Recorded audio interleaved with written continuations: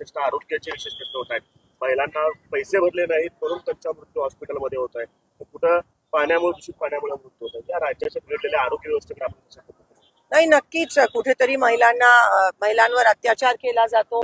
महिलांच्या हॉस्पिटलमध्ये पैसे भरले नाहीत म्हणून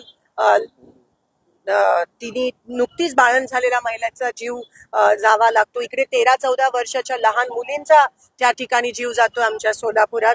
हे सगळे ज्वलंत प्रश्न असताना देखील हे सरकार जबाबदार आहे.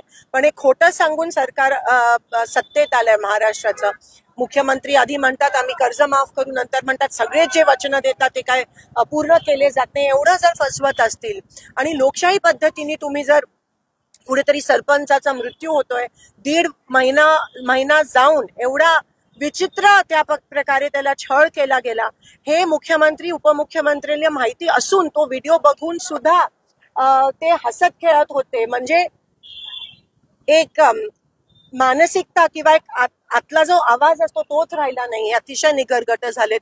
तिकडे दुसरीकडे एका दलित मुलाची हत्या पोलीस कस्टडीमध्ये होत असते, टॉर्चर होऊन, आणि सरकार ह्याबाबत काहीच करत नाहीये. शेतकऱ्यांच्या विषयी कालपर्यंत शेतकरी आत्महत्या देत आहेत.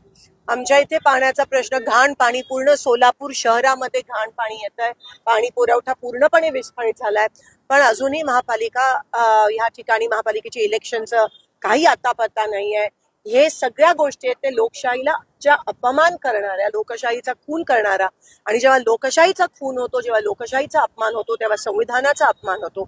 जेव्हा संविधानाचा अपमान होतो तेव्हा बाबासाहेबांचा अपमान होतो. आणि म्हणून या ठिकाणी मी ठामपणे म्हणते की हे सत्ताधारी भाजप सरकार जे आहे ते बाबासाहेबांचा रोज उठून जर एक कोणती गोष्ट करायची असेल तर ते बाबासाहेब आंबेडकरांचा अपमान करत आहे. अजून त्याला वेळ आहे मार्केट कमिटीच्या इलेक्शनला. अजून विड्रॉल्स पण त्या ठिकाणी व्हायचे आहेत. आणि नक्कीच तुम्हाला ह्या वेळेस काहीतरी वेगळा आम्ही काँग्रेसच्या माध्यमातून भूमिका घेताना दिसू. पण सगळ्या गोष्टी आता सांगायच्या नसतात. अभिव्यक्ती स्वातंत्र्याबद्दल आपण बोललात. महात्मा फुलेंचा चित्रपट येतोय, त्यावरती विशिष्ट माझं एक आक्रमक होतोय की ब्राह्मणांना टार्गेट केलं जात आहे वगैरे. अभिव्यक्ती स्वातंत्र्य बघा, आता हे सगळे महापुरुष आपल्या महाराष्ट्रातले, महात्मा फुले असतील, सावित्रीबाई असतील, बाबासाहेब असतील, अण्णाभाऊ साठे असतील, शिवाजी महाराज, हे फक्त एकतर महाराष्ट्रासाठी किंवा ठराविक समाजासाठी मर्यादित नव्हते. जगासाठी ह्यांचे विचार, आणि जर ह्यांचे विचार खरंच अंमलात आणायचे असतील तर आज ती काळाची गरज आहे. पण हे जे सत्ताधारी आहेत त्यांचं एकच काम आहे की लोकांमध्ये पेटवापेटवी, ध्रुवीकरण, तुष्टीकरण, एवढंच ह्यांचं काम आहे. मूळ मुद्द्याला बाजूला घेऊन, जसं मी मागच्या वेळेस म्हणालेली की बीजेपीला रक्त पाहिजे असतं, जसं राक्षसाला रक्त पाहिजे असतं, तर बीजेपीला दंगली घडून आणायच्या असतात. त्यांचा एक कलमी कार्यक्रमच तो आहे. आणि म्हणून विकासाचे मुद्दे सोडून महाराष्ट्र आज दिवाळखोर झालाय. पैसे नाही आहे त्याच्याकडे लक्ष केंद्रित न करता बाकीच्या गोष्टीकडे डायव्हर्ट कसं करायचं. पेट्रोल डिझेलच्या किमती वाढल्या. जेव्हा असं होताना दिसतं तेव्हा हे काहीतरी ते उकरून काढतात. आणि म्हणून हे टिपिकल डायव्हर्जन टॅक्टिक्स जे भाजपकडून वापरले जाते आणि बाबासाहेबांचा आणि संविधानाचा अपमान वारंवार होतो.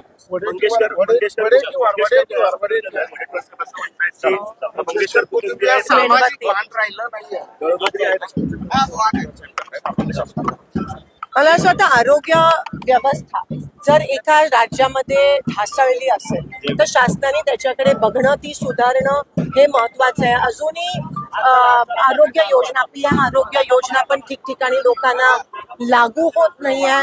साधं औषधं घ्यायला आम्ही वारंवार उल्लेख करतोय की औषधं पण तुम्ही ह्या आरोग्य योजनेमध्ये आणा. पण आज गोरगरिबांचे खासगी दवाखाने एवढं मोठं शोषण या पद्धतीत करतायत, बिलं वाढून. हे कुठेतरी नक्कीच थांबण्याची गरज आहे.